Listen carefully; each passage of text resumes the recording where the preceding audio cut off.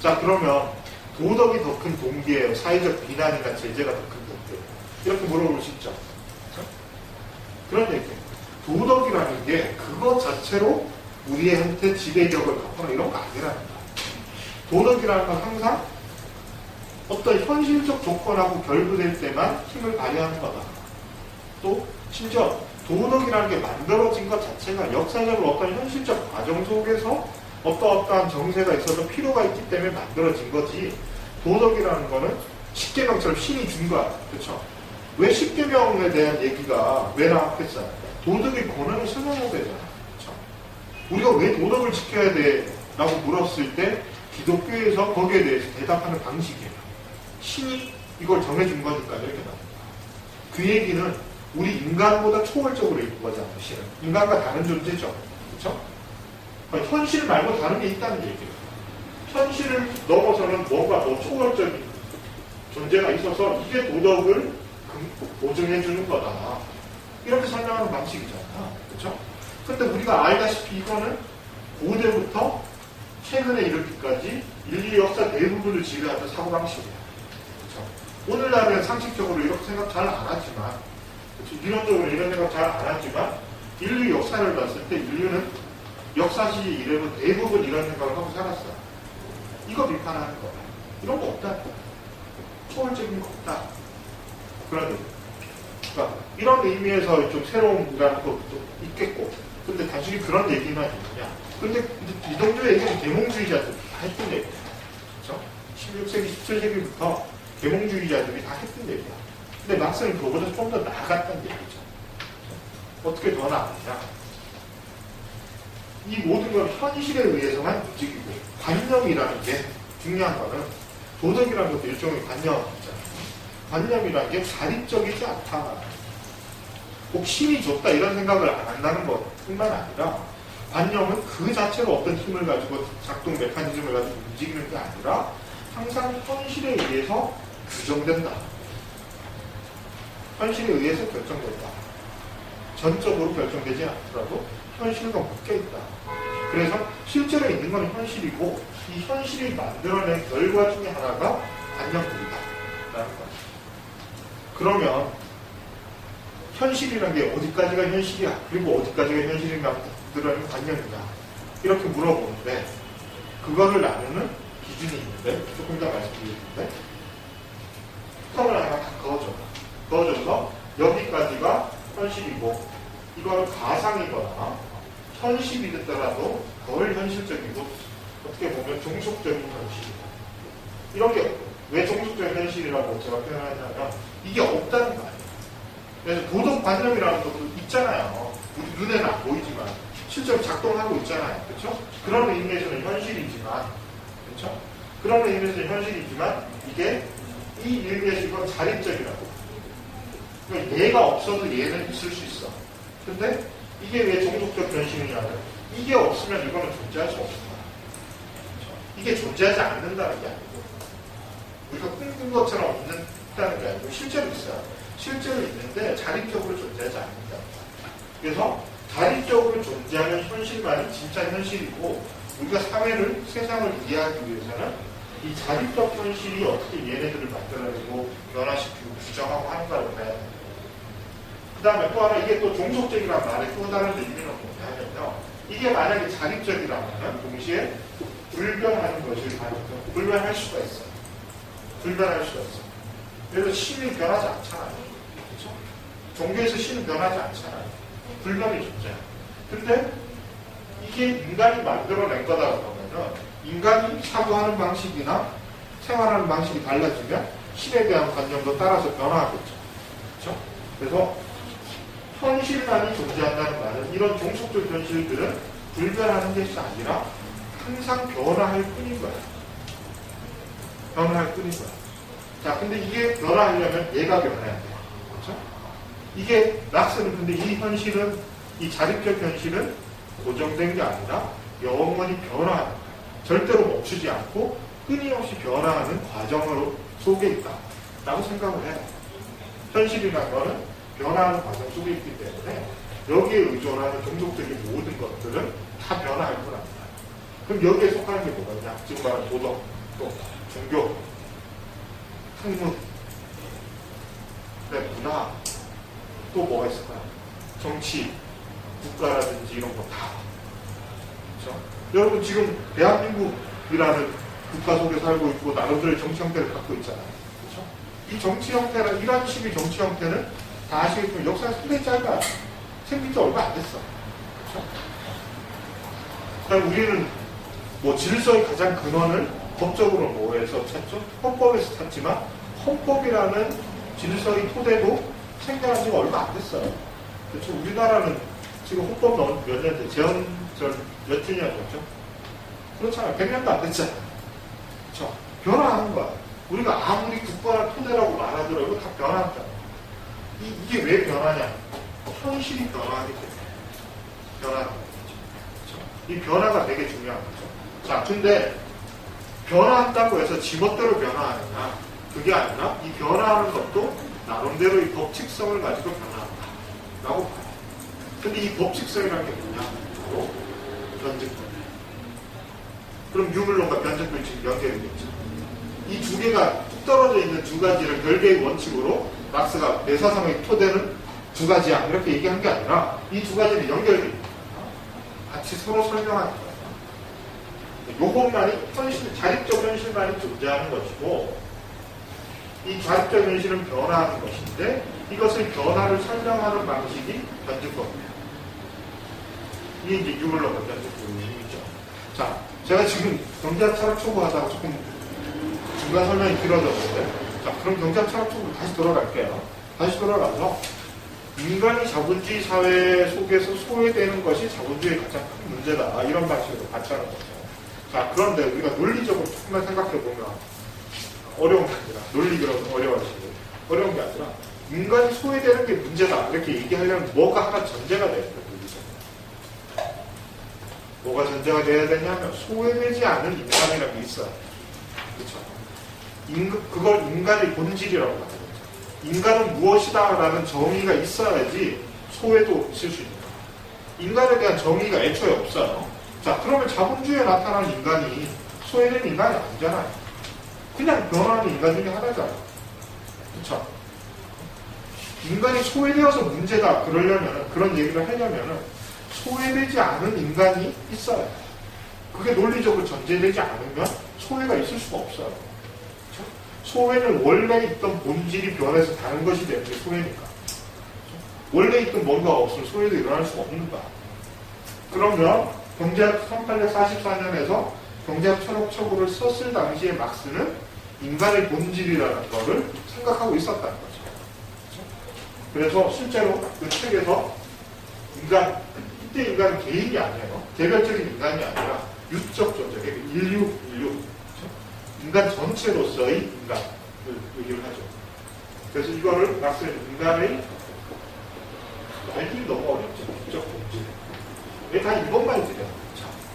일본 말들이어가지고 우리말은 이 말을 들어도 뭔지 떠오르지가 않아. 외래어랑 똑같아요. 그렇죠? 이건 좀 고쳐야 되는 거예요. 인간의 유적 본질이라는 게 있고 인간의 유적 본질은 뭐냐면 인간이란 자유롭고 이성적인 존재다. 이렇게 얘기해요. 이거 흔히 듣는 얘기죠. 그렇죠? 흔히 듣는 얘기. 언제부터 나온 거예요? 이 얘기가 힘을 얻어서 일반화되기 시작한 거는 개몽주의. 이건 막스의 독특한 생각이 아니라 이 개몽주의의 중요한 핵심적인 이념이 자유와 이성이잖아. 개몽주의를 계승한 거야. 그래서 계몽주의자들이 가지고 있던 인간관을 그대로 계승한 거죠. 근데 자본주의는 바로 이 자유롭고 이성적인 존재여야 되는 인간을 자유롭지도 않고 비이성적인 존재로 만들기 때문에 문제다. 이렇게 보는 거예요. 자, 그러면 뭐가 문제야? 유물로 설명하고 틀리잖아요. 인간이라는 것도 고정되어 있으면 안 돼요. 그렇죠? 현실이 계속 변하는데 인간이라는 존재는 끊임없이 변화하는 건데 변치 않는 인간의 본질이 있다 이렇게 보내버리면 안 되잖아요. 그렇죠? 이런 모순이 발생을 하죠. 근데 이제 이 당시에는 이런 인식이 없죠. 그러니까 인간관이 이 다음 단계에 가면 변화하게 돼요.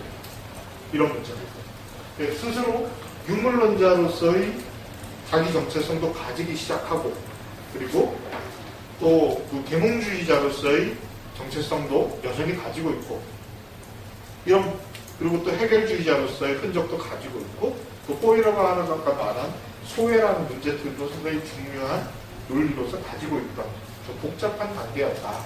이렇게 나올 수 있죠. 자, 그런데 이런 얘기만 하고 끝난 게 아니라 변증법 얘기를 여기서 또 합니다. 변증법 얘기를 하는 이유가 있는데요.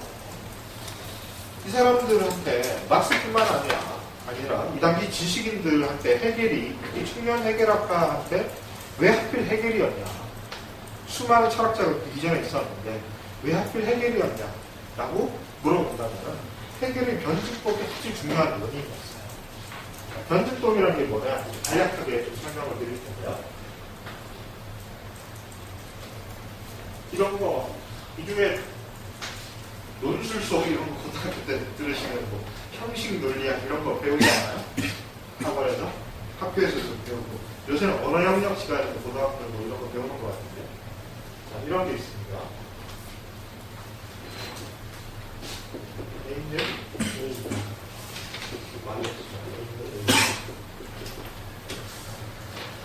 무슨 말인 것 같아요? 책은 책이죠. 그쵸? 이 말은 다른 말로 표현하면은 A는 책은 책이 아닌 것이, 그 다음에 뭐가 와야 돼요? 아니죠. 그쵸?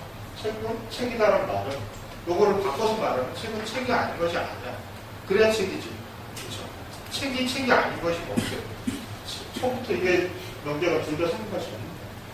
자, 이 두 개를 써놓고 나니까 둘 다를 포괄해서 또 하나의 법칙이 나오는데, 그렇죠? 책은 책이거나 책이 아니거나 둘 중에 하나예요. 그렇죠? A는 A거나 not A거나 둘 중에 하나예요. 이게 이제 동일률, 모순율, 대중률 이렇게 말하는 거예요. 그러니까 아실 필요 없어요. 그렇죠? 이런 게 있는데, 자, 근데 이런 식의 논리는 항상 어떤 실체 또는 사물이 그것이다라는 걸 전제로 해요. 무슨 얘기냐면 책은 항상 책이어야 돼. 책이 아까 이렇게 고개 딱 돌렸다 보니까 지우개를 변해. 또 돌렸다 보니까 공책으로 변해. 이러면 안 된다는 거예요. 그렇죠? 그렇다고 책은 항상 책이라는 거예요. 그러니까 이 단순한 논리를 현실 정치에다가 적용시켜 보면 어떤 문제가 발생을 하냐면, 이걸 정치력을 실제로 어떻게 이용하는가. 어떤 정치 체제는 항상 그 정치 체제, 왕은 항상 왕이야. 군주제는 항상 군주제야. 공건제는 항상 공건제야. 이 말은 군주제가 공화정으로 바뀔 수가 없게끔 만들잖아요. 그렇죠? 군주제가 군주제이면서 동시에 군주제가 아닌 과정을 거쳐서 군주제가 더 이상 군주제가 아닌 단계로까지 가야지 공화정으로 넘어가잖아요. 그렇죠? 이게 변화죠. 그렇죠? 자, 이게 말이 좀 어려운데 이런 거예요. 물이 끓잖아요. 그렇죠? 물이 끓어서 100도씨가 되면 이제 수증기가 나요. 그렇죠? 자, 100도씨가 되기 이전까지 물은 물이죠. 근데 100도씨를 딱 넘겨보면 물은 더 이상 물이 아니죠. 그렇죠? 물은 물이다라는 원칙으로 이거 설명을 못하죠. 100도씨가 넘어버리면 물이 아니게 되는 거예요. 근데 물은 물이거나 물이 아니거나 했는데 물이 아니게 되는, 물이면서 동시에 물이 아니게 되는 어떤 지점을 딱 통과하면서 물이 아니게 돼요. 그렇죠? 그래서 형식 논리라는 건 기본적으로 현 상태를 그냥 기술하고 또 정당화하는 논리로 사용될 수 있고, 변증법이라는 것이 그래서 나오게 되는데, 변증법이라는 것은 이 변화를 설명하는 논리가 나오게 됩니다. 처음부터. 그래서 기존에 존재하는 어떤 것을 설명하는 방식이 이런 논리라면, 이것이 아닌 다른 어떤 것이 되게끔, 될 수 있게끔 하는 논리. 이게 정당하다고 말하는 근거가 있어야지 변화를 설명할 수 있게 되겠죠. 그렇죠? A가 not A로 될 수 있다. A가 A면서 동시에 not A다. 이게 논리적으로 가능해야지 할 수 있다는 거죠. 이 사람들이, 이 당시의 사람들이 변증법에 목을 매는 이유가 바로 그거예요. 이런 보수적인 정치체제가, 보수적인 퇴행적인 군주제가 공화제로 바뀔 수 있다는 것을 설명하는 논리로서 변증법을 받아들인 거예요. 그리고 이 변화가 단순한 변화가 아니라 보양의 과정이라고 이 사람들이 생각해요. 해결주의들. A가 not A가 되는 거죠. 근데 이 과정을 뭐라고 하죠? 나대가 되고 부정이라고 하죠. 그럼 변증법 원칙에서 중요한 게 부정. 변증법은 부정성을 얘기하는 거예요. 지금 예를 들어 지금 이명박 정권이 이거 뒤집어야지. 이명박 정권이 아니게 해야지. 이게 나대가 되는 거 아니에요. 그렇죠? 자본주의 사회나 끝장냈으면 좋겠어. 자본주의가 아닌 다른 사회가 됐으면 좋겠어. 그러니까 자본주의가 아닌 다른 사회. 이걸 설명해 주신 논리가 필요하다는 거죠. 자, 그런데 이건 단순하게 부정이 아니야. 그래서 이게 다시 부정되면은 어떻게 될 것 같아? A로 다시 돌아가야 되잖아. 그렇게 논리가 있어요. 근데 이게 아니라 단순하게 옆으로 행으로 가는 게 아니라 더 위로 고양대에서 원래 얘로 돌아가는 게 아니라 뭐 A-라고 하면 더 발전된 어떤 단계로 나아간다는 거예요. 이런 식으로 역사를 설명을 하는 거예요. 그래서 역사가 어떤 하나의 단계에서 이것에 대한 부정을 거쳐서 더 높은 단계로 가고 이게 다시 부정되면서 더 높은 단계로 가는 것이 무한히 연속되는 거죠. 이게 변증법의 과정인 거죠. 역사를 이렇게 보고 싶었던 겁니다. 그래서 부정이 두 번 되면 부정의 부정 이런 말 들어보셨죠? 부정의 부정은 긍정이 되어서 원래는 돌아오는 게 아니라 더 높은 단계로 고양되는 거예요. 이건 이제 철학의 지향이라고 해요. 더 높은 단계로 나아가요. 그러니까 어떤 역사적 상황에 대해서 불만이 있던 이걸 변화시키고자 하는 사람들의 입장에서는 이 논리가 상당히 매력적으로 들리는 거죠. 그렇죠? 그래서 해결을 이런 식으로 해석하는 거예요. 기존의 사회가 아닌 좀 더 발전된 다른 사회로 나아가는 걸 정당화시켜주는 논리고 이렇게 받아들였던 거죠. 실제로 청년기 해결 사상에는 그런 측면이 상당히 강하게 있었던 거죠. 그래서 이 경제학 철학 초보에는 이 부정의 부정이라는 측면이 상당히 강조가 돼요.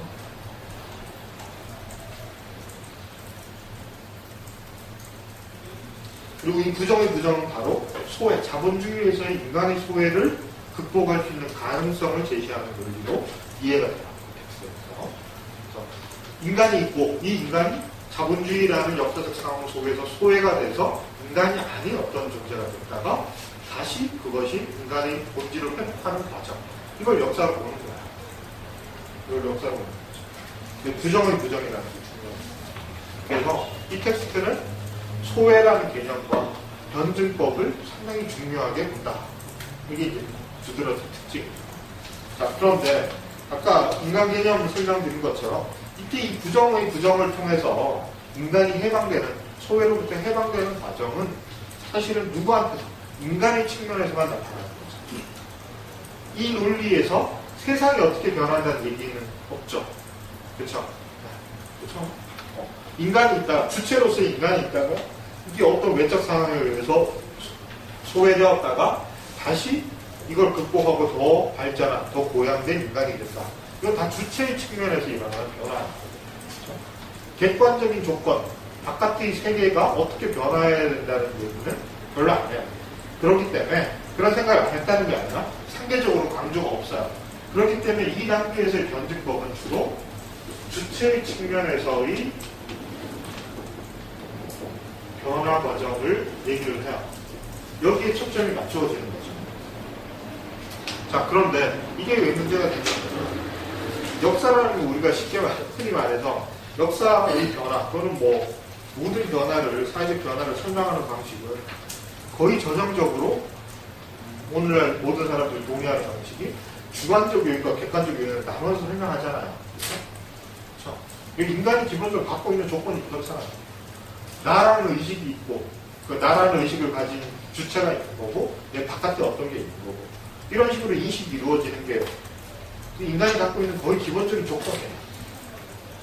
여기에 대해서 뭐 토를 다는 사람은 물론 있긴 하지만 일반적인 건 아니에요. 그렇단 말이에요. 그래서 항상 역사의 변화는 주관적인 측면과 객관적인 측면으로 어떤 현상의 변화를 설명을 하는데 특히 막스주의의 경우에는 뭐가 중요하겠어요? 막스주의를 여러분 갖고 있는 통념도 그렇지만 세상을 바꾸는 거잖아요. 다른 말은 객관적 조건을 변화시키는 거잖아요. 자본주의라는 것 자체가 객관적 조건이잖아요.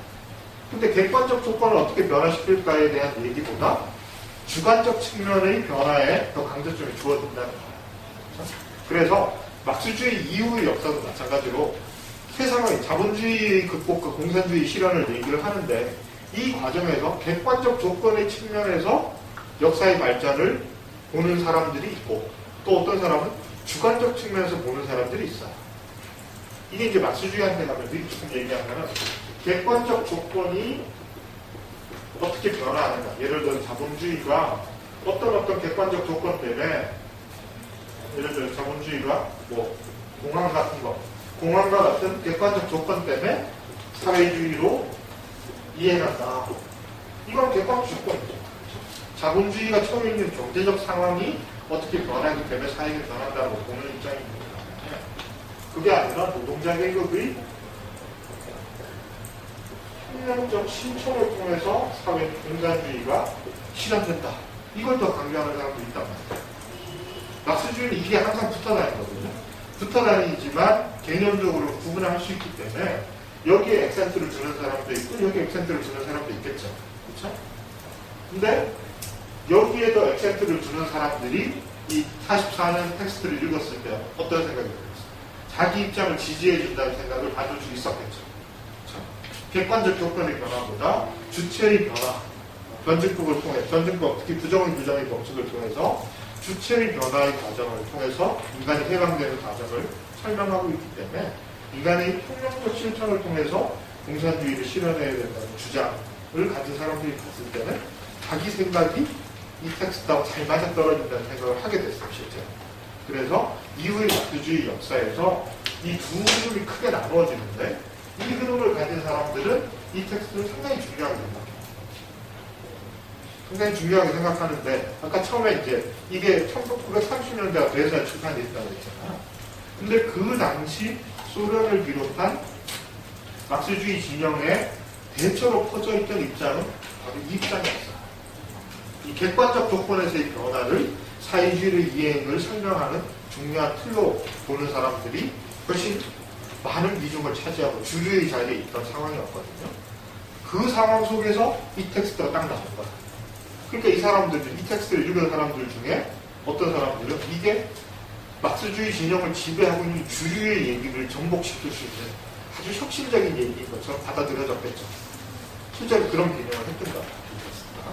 그래서 역사적으로 텍스트 자체도 중요하지만 막스주의 역사 속에서 역사적으로 상당히 중요한 역할을 했다. 이렇게 볼 수 있는 거죠. 거기다가 이 주체의 측면은 다른 말로 하면 아까 제가 리얼이 있고 진짜 현실이 있고 그렇죠? 자립적 현실이 있고 종속적 현실 종속되는 어떤 게 있다고 이걸 조금 더 보겠지만 막스는 이거를 토대라고 부르고 이걸 상부구조라고 부르고 이런 말 많이 들어보셨죠? 토대와 상부구조. 근데 유물론이라는 건 토대가 상부구조를 결정한다는 거잖아요. 그렇죠? 자, 그런데 이 44년 텍스트를 조금 확대해서 강하게 해석해버리면 어떤 결과가 오냐면 오히려 이게 이거를 결정할 수 있다는 얘기로도 들릴 수가 있겠죠. 그렇죠? 그런 식으로 실제로 해석돼요. 토대와 상부구조의 관계에서 토대를 강조하는 입장이 주류의 해석이라면 상부구조의 자율성을 주장하는 사람들이 자기들의 주장이 막스주의에 훨씬 부합하는 거다. 이렇게 얘기를 할 때 근거로서 내세우는 텍스트의 역할을 44년 초고가 했던 거야. 그렇게 되니까 주로 어디에서? 서유럽에서 문화주의나 문화연구나 이데올로기 연구 같은 것들을 통해서 사회 전복을 꿈꾸는 경향이 생겨나는데 그 경향에 상당히 많은 영향을 주게 되죠. 그래서 우리나라 같은 경우에도 그 막스주의가 처음 수입될 때 해방 이후에 직후에 말고 나중에 수입될 때 이 경향들이 먼저 수입됐어요. 그러니까 우리나라 막스주의 되게 큰 문제가 뭐냐면 막스주의자들이 거의 없지만 그나마 있는 막스주의에 대한 관심 있는 사람들 중에서 되게 문제가 막스주의가 통째로 한꺼번에 존재하는 막스주의에 다양하게 수입이 돼서 이 중에 취사 선택이 이루어졌으면 큰 문제가 없었을 텐데 옛날에는 막스주의 자체가 금지돼 있었잖아요. 여러분들 금서라는 거 들어보셨어요? 금서라는 게 있었어요. 저희 대학 다닐 때 금서라는 게 있었어요. 대학에 가시면 대학 도서관에 한번 가보세요. 그 귀중본 서고라는 게 따로 있잖아요. 이름은 조금씩 다르지만 귀중본 서고에 가보면 옛날 책들이 있어요. 만지면 부스러질까 봐 하는 그런 것도 있지만 어떤 책들 요즘 대출되는 책 옛날 책들 한번 빌려오세요. 낙수주의 관련된 옛날 책들 빌려오면 빨간 도장이 찍혀있어요. 찍혀있어서 이건 박사과정에서만 볼 수 있는 책. 또 대출도 안 되고 열람도 안 되고 이런 책들이 있었단 말이에요. 저희 대학교 80년대 말까지도 그런 책들이 실제로 대학 도서관에 있었어요. 그런 책들이 있어요. 지금도 남아있어요. 이게 금서예요.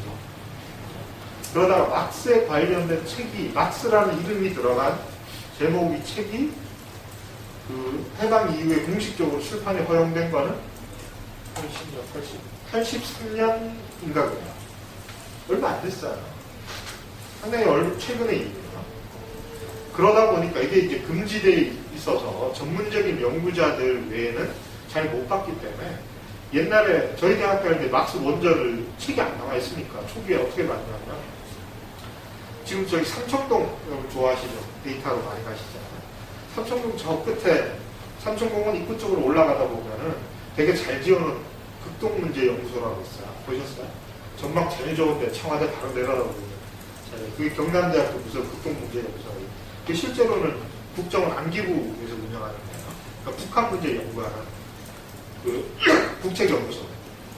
옛날에는 북한이나 막스주의에 대한 연구를 거기에서만 할 수 있었어요. 책도 거기에서만 있었어요. 거기에서 이제 운동권 선배들이 거기에 취업을 해서 교수가 됐거나 뭐 대학원을 들어가서 책을 몰래 제본해서 빼돌려서 그걸 막 복사해서 보고 이렇게밖에 못 봤단 말이에요. 원서로 보고 원서로 외국 나가서 몰래 사와서 그렇게 제본해서 뭐 이렇게밖에 못 봤어요. 그 정도로 이렇게 통제가 있다 보니까 이 중에서 처벌 안 받을 만한 것만 받아들인 거예요. 실제로. 70년대, 80년대 뭐 어떤 책 봤으면 제일 먼저 잡혀갔겠어요. 또 제일 심하게 처벌받을 거. 지금도 마찬가지예요. 뭐 관련된 거였겠어요? 정가. 북한 관련된 그걸 무슨 심지어 간첩으로 사형당할 수도 있었어요. 실제로 그런 사람 있잖아요. 사형당할 수도 있었어요. 북한에 뭐 좀 우호적인 건 예를 들어 옥중서원 이런 거 선주식 선생님 이런 분들 있잖아요. 간첩 아니었잖아요. 간첩 아니고 17년 살았잖아요. 간첩으로. 그게 비일비재하게 일어나는 일이었기 때문에 그럼 연구를 못하는 거야. 그러니까 상당한 용기를 갖고 있지 않으면 막스주의 특히 북한 관련된 거 못하는 거야. 그 다음에 두 번째는 소련. 그렇죠? 소련이나 동독 같은 동국 국가들에 관련된 막스주의. 또 거기에서 나온 막스주의. 이거 연구를 잘 못하는 거야. 그나마 허용이 됐던 게 뭐였어요? 서유럽 자본주의 국가들이나 미국에서 허용되어서 연구되는 그러니까 서유럽 체제 내화된 막스주의 이런 것들은 상대적으로 연구할 수가 있었어요. 그래서 70년대 말 80년대에 대학 내에서 막스주의 연구가 거의 최초로 좀 이루어진다. 서강대 정외과인데 거기서 이제 삼인주의 하는 교수들이 웨스턴 막시즘이라는 조류를 집중적으로 연구를 하기 시작해요. 그래서 그게 이제 아까 지금 말씀드린 바로 이 1844년 텍스트를 중요한 텍스트로 설정하고 이게 막스주의의 진짜다 라고 보는 입장이에요. 그리고 막스주의 연구에서도 뭐 정치적인 혁명이나 경제적인 국유화나 뭐 경제적인 전복이나 이런 거보다 사회 특히 문화적이고 이데올로기적 측면에 집중해서 사회를 비판적으로 보는 연구들이 이렇게 허용이 된다는 거죠.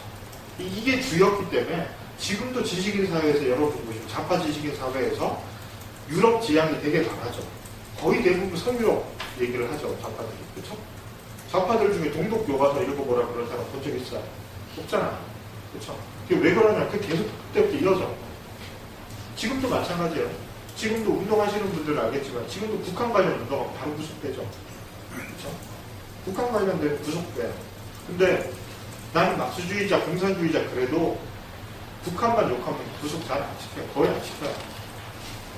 그래서 얼마 전에 뉴스 보시면 오세철 교수라고 있죠. 오세철 교수 지금 뭐 재판 받잖아요. 이 사람 전두환 때부터 자기 공산주의자라고 했어요. 아무도 안 잡아라. 이상하지 않아요?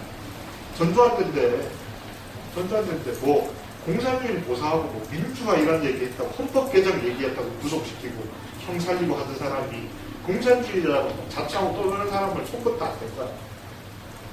이상하지 않아요? 체질 위협이 안 되기 때문에. 그건 당연한 거죠. 체질 위협이 안 되니까 놔두는 거야. 그래서 실제로 한국에서 마수주의 연구는 이게 상당히 제한적 상황에서 이루어지다 보니까 허용된 것만 하게 됐어요. 그리고 또 지식인들이 좀 비열하잖아요. 겁도 많고 비열하잖아요. 누가 돈 준다 그러면 쭉 받아먹고 약간만 겁주면 겁먹고 뭐 꼬리 내리고 그러잖아요. 그렇죠? 지식인들 대체로 그러잖아요. 99.99% 뭐 100% 같은 데서 아닌 사람을 거의 못 봐서 대체로 그렇죠. 그래서 그런 거예요. 그래서 이런 게 유행하는 거예요. 좌파 담론, 수많은 좌파 담론인데 왜 한국에서는 굳이 그 이데올로기 비판이나 문화 비판이 그렇게 줄을 이루고 거의 다잖아요. 진보 담론이 거의 다잖아요. 그렇죠?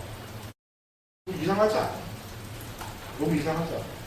바깥에 조금만 자료 서베이만 해보면은 외국에 심지어 서유럽 좋다. 서유럽의 마스주의자들의 연구 동향만 봐도 얼마나 다양하게 많다는 걸 금세 알 수 있는데 왜 그 중에 그런 것만 보죠? 안전하니까. 그거 하면 정부나 자본가들이 푼돈도 좀 주고 신문의 칼럼 같은 거에서 잘난 척도 좀 할 수 있고 잡혀갈 일 없고 그러니까 하는 거야. 만약에 이게 진짜 위험한 거라면 안 하죠. 그래서 한국사에서 막스 공부할 때 아주 중요하게 좀 여러분들이 주의해서 해야 될 게 실제로 한국의 좌파들이 많이 한다고 해서 이게 세계적으로도 많이 하는 거고 정말 중요해서 하는 게 아니라는 걸 아셔야 돼요. 균형 감각을 좀 가지죠. 저희 강의는 이런 걸 좀 고정하려는 게 되게 중요한 의도예요. 실제로 막스주의 역사에서 정말로 많이 다뤄졌던 거, 영향이 컸던 거 이런 거를 소개하려는 거지 한국에서 지식인 몇이 자기들 관심 있는 거 자꾸 중요하다고 떠드는데 그런 건 상대적으로 적게 다루다. 아무튼 뭐 44년 초고가 현재까지도 상당히 중요한 영향을 미치는 텍스트다. 자, 그런데 바로 이 단계를 벗어나면서 금세 생각이 바뀌어요. 조금 뒤에 한 1, 2년 만에 생각이 바뀌는데 45년에서 46년 정도에 정확하게 며칠날 쓰여진지를 모르는 텍스트가 하나 나중에 발견돼요. 나중에 이제 그 앵글스 막스가 죽고 나선가? 하여튼 거의 말년 죽기 직전쯤에 앵겔스가 막스의 원고들을 정리를 하다가 앵겔스가 막스 원고들을 거의 출판을 하거든요. 원고 정리를 하고.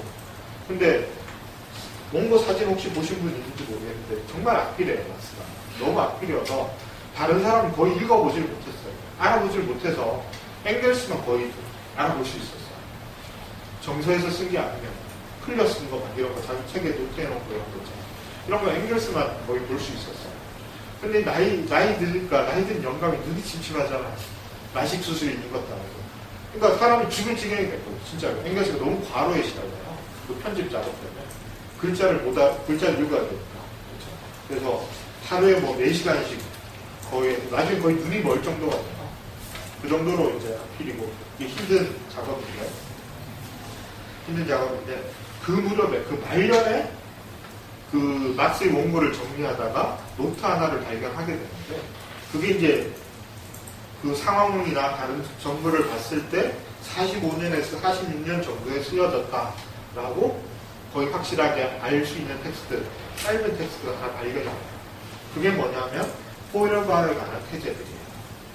포이러바에 관한 태제들인데 이게 이제 발견은 나중에 됐지만 그 44년 초고 직후에 쓰여졌다라고 하는 텍스트인데 이 텍스트는 11개의 태제로 이루어져 있는데 우리가 잘 아는 뭐 지금까지의 철학은 세상을 해석만 했는데 앞으로는 세상을 바꿔야겠다 이런 얘기 있잖아요. 그게 이제 11번째 태제이고 근데 여기서 우리가 중요하게 다루는 태제는 6번 태제가 있는데 6번 태제가 어떤 얘기를 하고 있냐면요. 인간의 본질은 그 현실에 있어서 사회적 관계들의 양상들이다. 그랬단 말이에요. 제가 이 6번을 중요하게 다루는 이유가 바로 이거예요. 소외를 자본주의의 가장 근본적인 문제로 보려면은 논리적으로 인간의 본질을 전제해야 된다고 했어요. 그렇죠? 그리고 실제로 44년 초고에서는 인간의 유적 본질이라는 걸 전제를 했다고 했어요. 근데 불과 1, 2년 뒤에 쓰여진 텍스트에서는 인간의 본질은 자유로운 이성적 존재다. 이런 말이 쑥 들어가고 뭐라고 그랬죠? 사회적 관계들의 양상들이다. 양상들이라는 거죠. 여러 가지 독립적인 요인들이 모여서 하나를 이루는 거예요. 그렇다고 해서 앙상블이라는 말은 그게 다 용광처럼 녹아서 하나, 단일한 하나가 되는 게 아니죠. 그렇죠? 그 구성 요소들이 각각의 특수성들을 다 갖고 있으면서 조화를 이루는 덩어리. 이게 앙상블이잖아요. 그렇죠? 관현악단, 앙상블 그러잖아요. 음악의 앙상블 그렇죠? 다양한 악기 소리들이 하나의 파음을 이루는 거예요. 그럼 인간의 본질은 독립적이고 추상적이고 뭐 관념적으로 있는 거 아니라 인간은 본질이라는 게 없고 인간의 본질은 그때그때 사회적 관계들이 모여서 일시적으로 모여진 어떤 관계들의 총합. 이게 인간의 본질이다. 이렇게 말하는 겁니다. 이게 유물론적 입장에 훨씬 부합하는 얘기죠. 이때를 계기로 막스의 인간관이 낡은 계몽주의적, 그 이전의 계몽주의적 구성으로부터 완전히 벗어나는 단계가 되는 거죠. 그래서 인간이라는 것을 자립적으로 또는 이제 불가능한 어떤 본질을 가진 존재가 아니라 사회적 관계들이 모여진 거예요. 근데 사회라는 거는 당연히 역사에 따라서 계속 변화하는 거잖아요. 사회적 조건들은 시대마다 다 다르잖아요. 그렇죠? 큰 역사적 시기 안에서도 구체적 상황마다 다 다를 거 아니에요. 그러면 사회적 관계의 양상들로서 인간의 본질은 항상 변화하는 거예요. 고정되지 않죠. 그렇죠?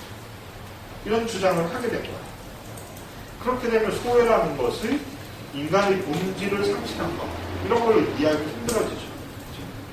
물론 막스도 말년에 이렇게까지 소외라는 걸 되게 중요한 개념으로 사용하긴 하지만 소외가 거의 전적으로 핵심적인 원리가 되지도 않고 소외라는 것을 인간 본질을 상정하고 그것이 타락했다가 다시 회복되는 그런 과정을 이해하지도 않게 돼요.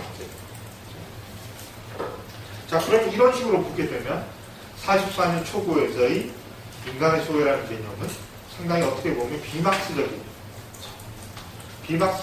걸로 볼 수도 있게 되는 거예요. 그래서 후기 독일이 이제 보게 돼요. 독일 이데올리 이후에 48년 이후의 막스의 저작들을 막스 사상의 핵심적인 내용으로 보는 사람들은 그래서 44년 초고를 지나치게 강조해서 이걸 가지고 막스 사상 전체를 해석하려는 시도를 상당히 비막스적인 걸로 비판하는 사람들도 많아요.